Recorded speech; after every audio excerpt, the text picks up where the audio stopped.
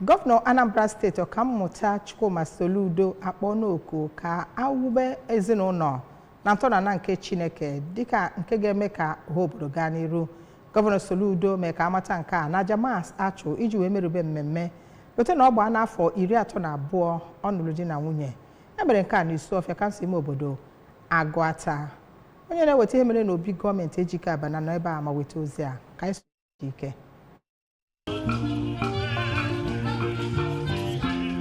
Oge ọ nọ na-akọwa na ka ha raburu ndị ahụ nọ n'ime ọhịa nọrọ na-akpa mkpamkpa na-enye steeti a nsogbu bụkwa ndị si na ezinụlọ mmadụ. Aka na-achị steeti a kọwara na ezinụlọ bụ ndị bụ isi sekpụ ntị udo na steeti a bụ ihe ụfọdụ n'ime ha ghasagoro aghasa. Ọ nọrọ n'oge ahụ kọwaa nwunye ya nọnye dịka nwaanyị nwere obi umeala ma bụkwazi elu onyinye Chineke kwọchara aka wee nye ya. Aka na-achị steeti a nọrọ n'oge ahụ kọọ akụkọ ka ịhụnanya ha nakwazi alụmdi na nwunye ya si wee malite ma kwukwezie na mmemme ahụ ha na-eme kwa afọ bụ ụzọ ha si wee na-ekpere ọtụtụ ezinụlọ bụ ndị nọ na ọgbaghara ekpere. Nwunye ya bụ Nonye Soludo mere ka amata na ekene na otito niile bụ nke ọ hafenyere n'aka Chukwu n'ihi na ọ bụ sọnsọ naanị ya bụ onye na-eme ka ezinụlọ jigidesie ike. Na mbụre osote aka na-achị steeti a bụ Dọkịnta Onyekachukwu Ibezim na nwunye ya, onye okwupụta okwu